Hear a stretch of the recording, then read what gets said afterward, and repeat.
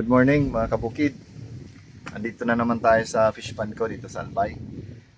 Ang ginawa namin ngayong umaga ay tinanggal namin yung tubo ng exit, yung overflow para mapababa namin yung tubig, tapos malis namin yung at least 50% ng naka-impact na tubig dito sa fish pond. So bale, mapapalitan siya ng fresh, yung malinis na tubig. Kasi parang napansin ko medyo matamlay yung mga tilapia natin eh. So, yeah, ipakita ko sa inyo guys. So, yes, punta tayo dun sa may exit para makita natin yung ginawa namin. Daming mga tilapia. Papakita sila ngayon. Ang dami palang yung mga talagang malalaki ng tilapia nasa ilalim lang eh.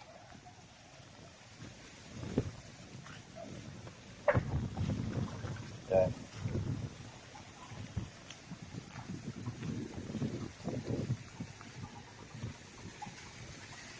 So dito, ayan, tinanggal namin, tinanggal namin yung tubo. Tapos nilagay lang namin yung screen para hindi lamunin ng exit yung mga tilapia palabas. Yan. So maya-maya bababa yung tubig nito. Ang target ko is tanggalin lang yung at least 60 to 70% ng tubig. So hangga't kaya, tatanggalan ko. Pero kapag na-observe ko na medyo hindi kakayanin ng mga tilapia natin, na konti lang yung tubig ng pan, ibabalik na namin itong tubo na to. So, ewan ko lang kung nakikita sa pero ayan yung screen sa ilalim.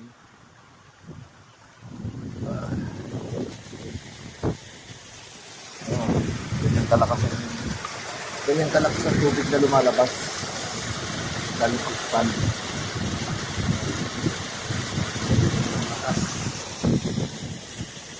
So yung tubo.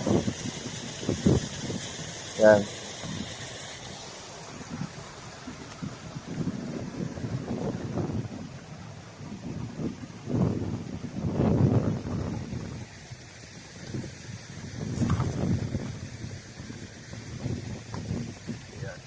Yan yung screen. Kung nakikita nyo, nakasubmerge siya. Nakalagay yan sa exit, sa main exit. So, sana bumalik sa dating sigla ang mga tilapia ko kapag okay na yung tubig. So, maano naman sila, yun lang. Kasi na parang sunod-sunod, araw-araw na lang may ulan dito. Halos 1 week. Grabe yung ulan. Kaya yun, parang matamlay yung mga tilapia.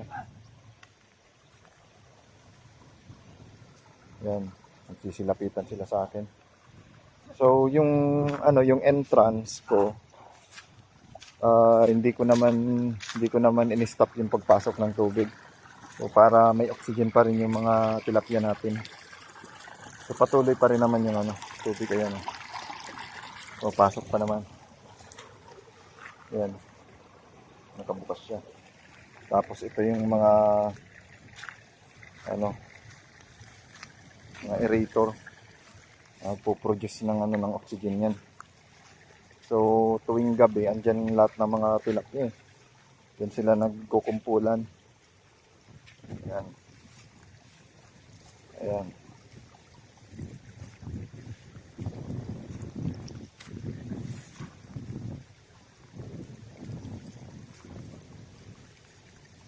Ayan.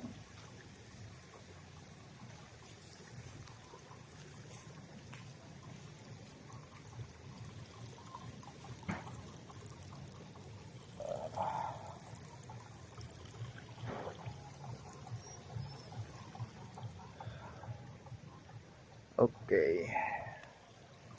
So, mamaya mag-update naman ako sa inyo guys kung ano na nangyari dito sa pagbawas namin ng tubig. Ayan.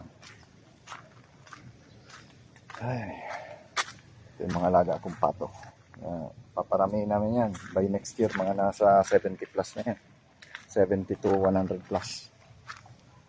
Ito naman yung aking mga makukulit na tilapia. Ayan. Ito yung maliliit to eh. Kasi yung mga malalaki hindi na papakita. Nasa ilalim lang sila eh. Doon lang sila naka-stay eh. Yung mga ano to, itong mga nasa ibabaw na to, yung mga tipong ano, mga 6 pieces to 5 pieces per kilo. Pero yung mga ano, mga 3 pieces to 4 pieces, nasa ilalim lang eh.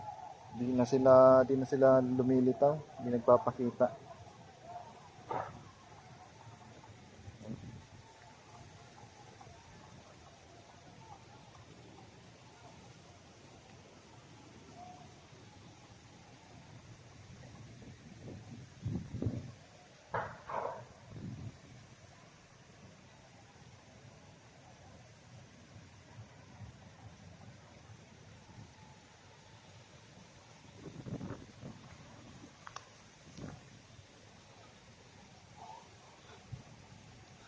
So kung meron diyan pala sa inyo na ano, yung willing magano, yung andito rin lang naman sa Albay, tapos merong negosyo na ano, fish dealing. Yung mga fish dealer natin diyan dito sa Albay, kung gusto niyo kumuha ng ano, ng tilapia dito kasi magano na ako eh, mag-harvest na ako ngayong December 15. So makipag ano lang kayo sa akin, mag-message lang kayo, makipag-usap, kontakin nyo ko para mapag-usapan natin kung willing kayo mag-deal nitong mga isda. Ilalagay ko sa sa description yung yung cellphone number ko. Na lang kayo, mag-message na lang kayo. Mag-text na lang kayo. Okay. So, update na lang guys. Salamat. Bye-bye.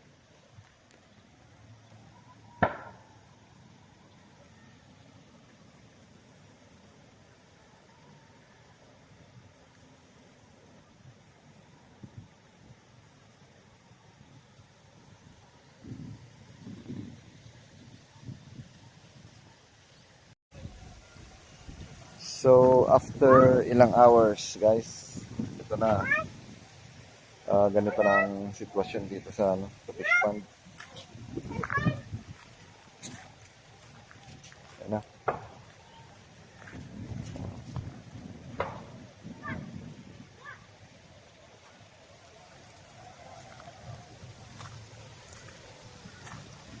Almost 60% to 70% nang nawala dito. Kasi habang pinapa-exit namin yung tubig, automatic nagpapasok din naman kami. So, sa ganitong sitwasyon, mga nasa 60 to 70% nang nawalang tubig dito na yung na-stuck. So, kapag nagpapasok na ulit kami ng tubig, yan, lahat na malinis yung tubig nito. Yan o.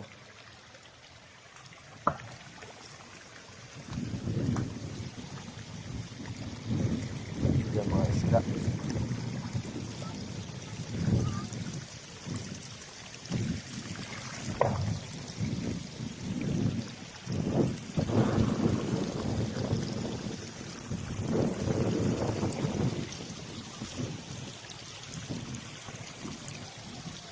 So, lilinisan namin to na net sa pinapasukan ng tubig kasi sobrang dami ng basura nito. Tapos babalik na namin yung PVC doon para umangat na ulit yung tubig. So, ganun lang. Oo. Ano mo muna yan. I-drain mo muna yan. Tapos, yan. Tapos dun mo, sa ano, yung pumapasok para bumaba siya.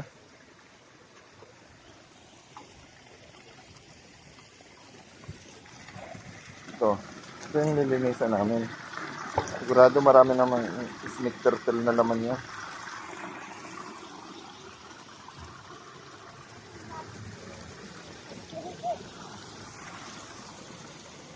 Ayan. Ganyan ang itsura ng fish pond ko kapag ano. Sa harvest ko, makikita nyo kung anong elevation ng fish pond na to. So ngayon, hindi nyo makikita. Kasi hindi ko naman i-drain, totally drain ko.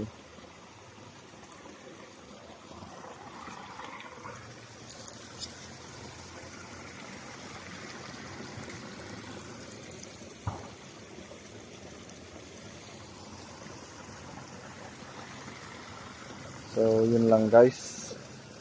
Yun lang ang update natin.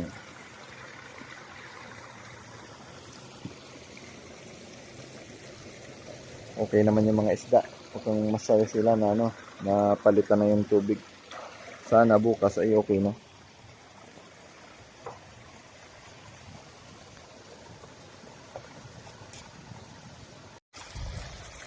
Nakikita nyo yan guys na mga parang mga crater. Yan.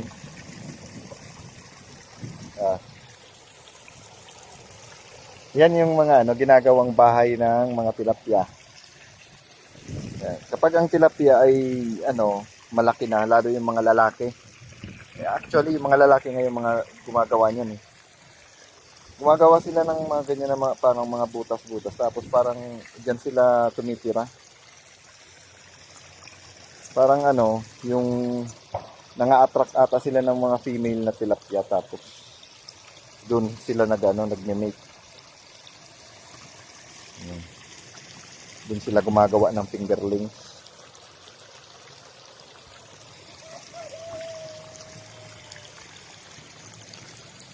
So, nagpapasok na ulit kami ng tubig. Tingnan natin. Pakita ko sa inyo. Ayan.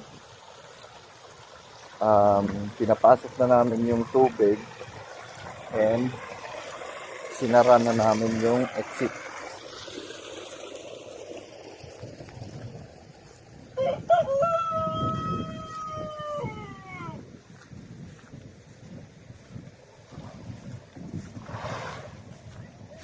Ayan, binalik na namin yung PVC. Diyan na ulit siya. Ayan. So, pataas na lang ng pataas ang tubig niya. Ayan.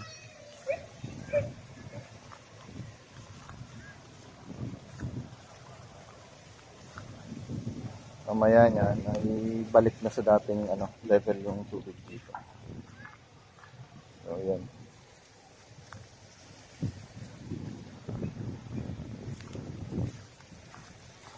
Nagluluto kami ng kamoting kahoy. Pang merienda.